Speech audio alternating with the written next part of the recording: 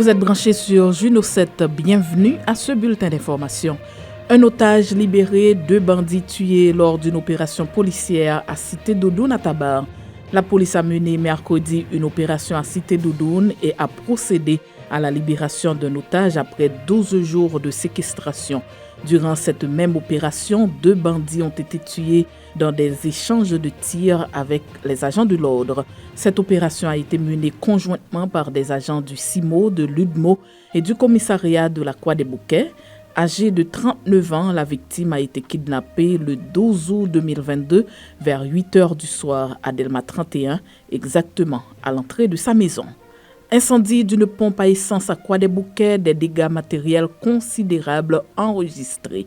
Un violent incendie s'est déclaré mercredi dans une station-service de la compagnie DNC à Bon Repos, localité de l'arrondissement de Croix-des-Bouquets.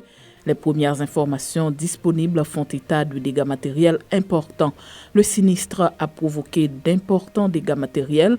Outre le local de la station-service, plusieurs véhicules ainsi que des motocyclettes sont partis en fumée. Maître Roosevelt Zamor, qui s'est rendu sur les lieux du sinistre, affirme ne pas avoir recensé de pertes en vie humaine.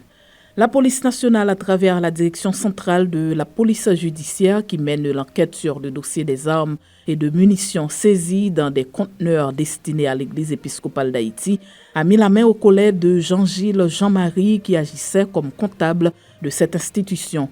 Après le père Franz Cole, c'est la 2e personne engagée au sein de l'église que les enquêteurs ont interpellée. Houston Louis-Juste, bras droit du chef de gang Lambert Sanjou, arrêté à Mirbalais. La police nationale a informé de l'arrestation de Houston Louis-Juste, âgé de 32 ans, bras droit de Lambert Sanjou, originaire de Sarazin, 2e section communale de Mirbalais, localité de Pilon, le lundi 22 août. Selon une note de la PNH, il était un ancien chef de gang qui semait la peur et le deuil au sein de la population de Mirbalais avant d'être arrêté. Nos papes complices invitent le Premier ministre Ariel Henry à rencontrer le secteur privé autour du prix des produits de première nécessité.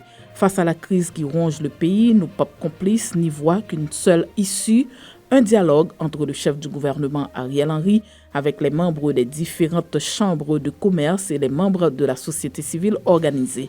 Par rapport à la situation difficile dans laquelle se trouve le pays, nos papes complices encouragent le Premier ministre Ariel Henry, de concert avec les acteurs de la Chambre de commerce et de la société civile, à trouver une formule pour faire baisser les prix des produits de première nécessité notamment.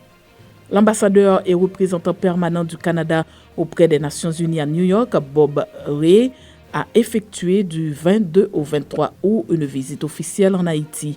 Lors de son passage, il a rencontré de nombreuses personnalités et groupes clés de plusieurs secteurs, des acteurs politiques et le ministre des Affaires étrangères, Jean-Victor Généus. Selon un communiqué de l'ambassade du Canada en Haïti, l'objectif de cette visite officielle du diplomate était de s'enquérir de la situation sur le terrain en rencontrant les acteurs afin de mieux comprendre comment la communauté internationale peut aider les Haïtiens à faire face aux défis auxquels le pays est confronté.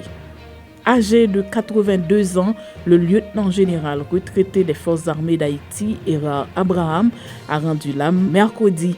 Il est mort de cause naturelle. Le Premier ministre a parlé de lui comme un digne fils de la patrie et s'est dit consterné pour saluer le départ du général Erard Abraham. Le chef du gouvernement a rendu un hommage bien mérité, dit-il, à un militaire et homme d'État haïtien modéré et exemplaire. Digne fils de la patrie, le général président a toujours été loyal envers son pays qu'il a servi en des périodes difficiles. Le gouvernement s'incline avec respect devant la dépouille de ce grand homme, écrit Ariel Henry sur son compte Twitter.